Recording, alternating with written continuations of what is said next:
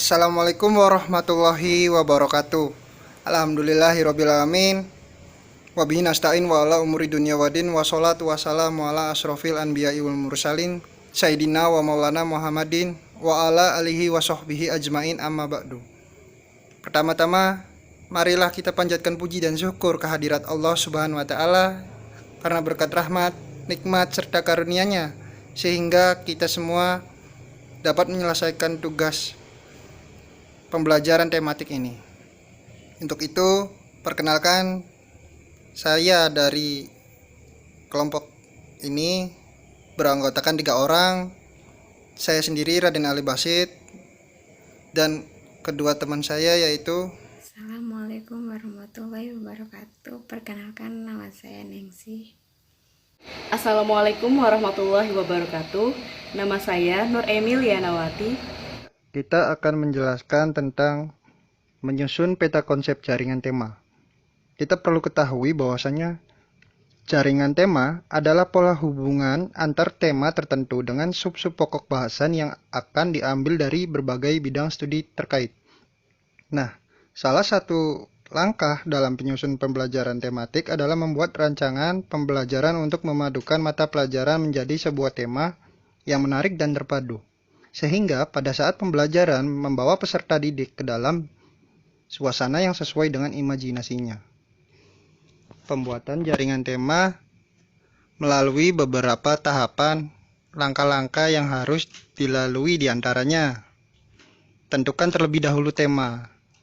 Jadi ada 2 cara yang menentukan tema, yaitu cara pertama mempelajari standar kompetensi dan kompetensi dasar yang terdapat dalam masing-masing mata pelajaran.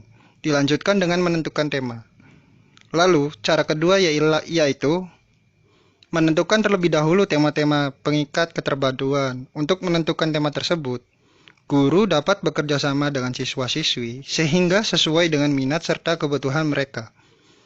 Lalu yang kedua ialah menginventarisasi materi-materi. Menginventarisasi materi-materi yang masuk sesuai dengan tema yang telah ditentukan. Lalu mengelompokkan materi-materi yang sudah diinventarisasi ke dalam rumpun mata pelajaran masing-masing. Yang keempat, menghubungkan materi. Jadi, menghubungkan materi yang telah dikelompokkan dalam rumpun mata pelajaran dengan tema. Nah, lalu berikutnya ialah KI, KD, indikator, dan tujuan pembelajaran. Menentukan KI terlebih dahulu. Dalam kurikulum 2013, standar kompetensi lulusan atau SKL dirumuskan ke dalam 3 domain di atas, yaitu sikap dan perilaku, meliputi menerima, menjalankan, menghargai, menghayati, mengamalkan. Kedua yaitu keterampilan, meliputi mengamati, menanya, mencoba, mengolah, menyaji, menalar, mencipta. Dan 3 yaitu pengetahuan, meliputi mengetahui, memahami, menerapkan, menganalisis, mengevaluasi. Berdasarkan SKL tersebut, dirumuskan kompetensi inti dan dari KI diturunkan ke dalam kompetensi dasar. Urutan kompetensi inti dalam kurikulum 2013 yaitu kompetensi inti KI 1 yaitu sikap spiritual, KI 2 sikap sosial, KI 3 pengetahuan, KI 4 keterampilan. Meskipun urutan KI tersebut seperti itu, namun dalam perencanaan dan pelaksanaan pembelajaran hendaknya dimulai dari KI 3 menuju KI 4. Keterampilan hanya dapat dibangun dengan hasil yang baik melalui pengetahuan. Pelukis, penyanyi, olahragawan pasti memiliki pengetahuan yang memadai tentang keterampilan yang ditekuninya. Keterampilan yang tidak memiliki melalui proses pengetahuan, KI 3 tidak akan menghasilkan karya yang baik. Dalam proses perolehan pengetahuan dan keterampilan, sikap diintegrasikan sehingga seluruh mata pelajaran diorientasikan memiliki kontribusi terhadap pembentukan sikap. Selanjutnya dari KI 4 berlanjut ke KI 2, kemudian KI 1. Dengan demikian, dalam proses perencanaan menyusun RPP dan pelaksanaan pembelajaran di kelas, alur yang digunakan adalah diawali dengan KD dari KI 3 menuju KD dari KI 4 dan selanjutnya memberikan dampak terhadap terbentuknya KD pada KI 2 dan KD pada KI 1. Lalu, kompetensi dasar. atau menentukan KD. Pada kurikulum 2013 berisi kemampuan dan muatan pembelajaran untuk mata pelajaran yang mengacu pada kompetensi inti. Kompetensi dasar dirumuskan untuk mencapai kompetensi inti. Rumusan kompetensi dasar dikembangkan dengan memperhatikan karakteristik dan kemampuan peserta didik dan karakteristik mata pelajaran. Kompetensi dasar yang berkaitan dengan sikap spiritual mendukung KI 1 dan sikap sosial mendukung KI 2 ditumbuhkan melalui pembelajaran tidak langsung, yaitu pada saat peserta didik belajar tentang pengetahuan mendukung KI 3 dan keterampilan mendukung KI 4. Pembelajaran langsung berkenaan dengan pembelajaran yang menyangkut KD yang dikembangkan dari KI 3 dan KI 4. Pembelajaran KI 1 dan KI 2 terintegrasi dengan pembelajaran KI 3 dan KI 4.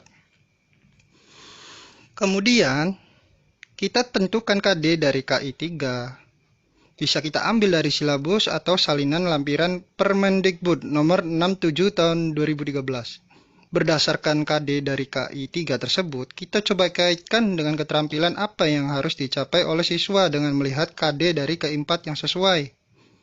Selanjutnya, melalui KD dari KI 3 dan KI 4, kita kaitkan sikap apa yang dapat dibentuk melalui pembelajaran tersebut. Untuk memudahkan, kita lihat dulu KD dari KI 2, sikap sosial, lalu kita pilih KD dari KI 2 tersebut yang sesuai. Jika pembelajaran tersebut mengandung atau dapat dikaitkan dengan sikap spiritual, maka kita perlu mengambil KD dari KI 1 untuk dapat dicapai oleh siswa dalam hal ini.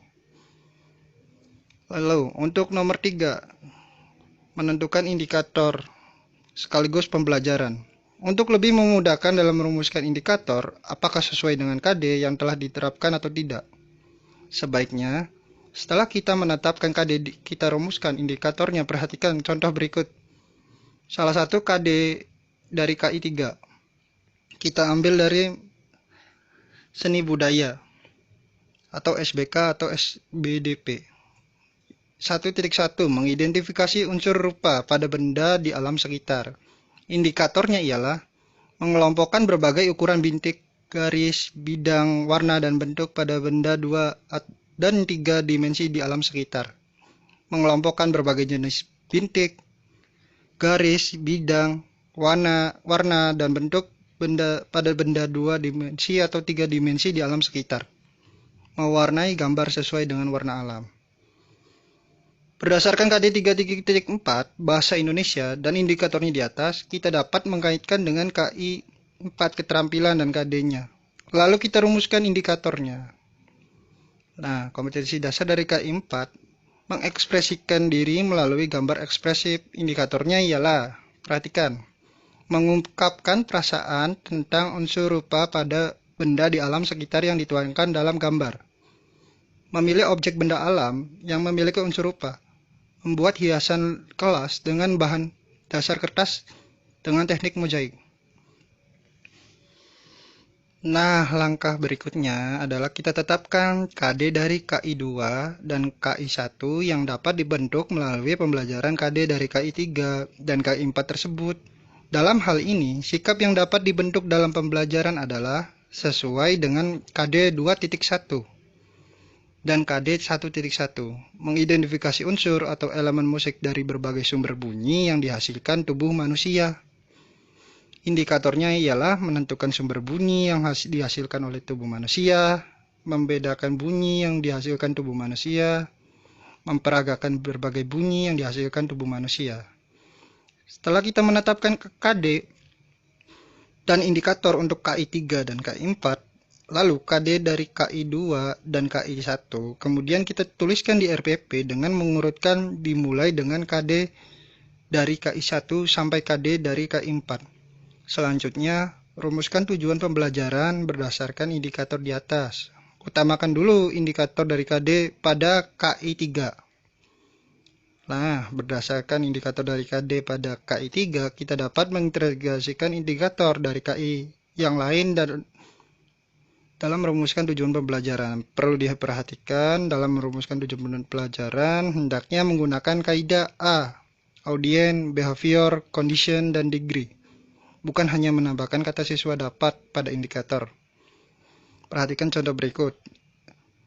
Dalam pelajaran SBDP, siswa dapat mengelompokkan berbagai ukuran bintik, garis, bidang, warna, dan bentuk pada benda 2 dan 3 dimensi di alam sekitar. Siswa dapat mengelompokkan berbagai jenis bintik, garis, bidang, warna, dan bentuk pada benda 2 dan 3 dimensi di alam sekitar. Siswa dapat mewarnai gambar sesuai dengan warna alam. Mungkin seperti itu penjelasan dari kelompok kami.